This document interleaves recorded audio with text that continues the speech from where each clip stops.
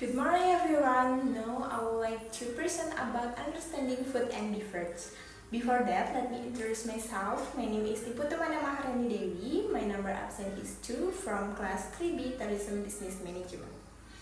Well everyone, I would like to start from definition of food. Food is any substance consumed to provide nutritional support from an organism. And also food is usually of plant, animal, or fungal in origin, and contains essential nutrients such as carbohydrates, fats, protein, vitamin, or mineral. Well, there are 6 classifications of food. First, according to the chemical nature, such as carbohydrates, vitamin, protein, dietary fiber, fats, and also water mineral. And the second, according to their function in the body, consists of 8 energy-giving foods. The carbohydrates, fats, and the protein are considered as calorie nutrients so that the body can perform the necessary function. For the example are rice, chapati, bread, potato, sugar oil, butter, and ghee are example of energy-giving food. And B, bodybuilding food. Food such as protein, fat, and carbohydrates are also called as bodybuilding food. They are the nutrients that form body tissues. Fish, meat, chicken, eggs, pulses, nuts, and milk are some bodybuilding food. And the last one, protective food. Vitamin and mineral are the nutrients that function to regulate body process. They protect us from various diseases. Fruit and vegetables are some examples. Therefore, we must eat this regularly. And third, according to chemical properties. There are 2 categories, organic and inorganic. Organic nutrients that contain the element of carbon are called as organic nutrients. And then inorganic nutrients that do not contain carbon element are called as inorganic nutrients.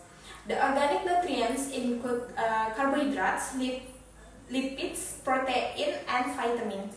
Water and mineral are inorganic. Fourth, according to its mass, depending on the quantity necessary for cells and organisms are classified as macronutrients and micronutrients. Macronutrients are regulated in large quantities. For example, protein, carbohydrates, and fats. They are basic of any diet. And then for micronutrients are needed in small quantities, usually in amount less than milligram. These nutrients are involved in regulating metabolism and energy process. They are vitamin and mineral. And fifth, according to its origin, depending upon the origin of food, it has been classified as animal food, sources, and plant food, sources. And then the last one, according to its nutritive value, there are 12 categories such as cereal and millets, pulses, nuts and oilseeds, vegetables, green leafy vegetables, non-leafy vegetables, roots and tubers, and then fruit, and then milk and milk product, animal food, for the example of meat, fish, liver, and egg. And then carbohydrate foods, the last one, condiment and spices. And now I would like to explain definition of beverage.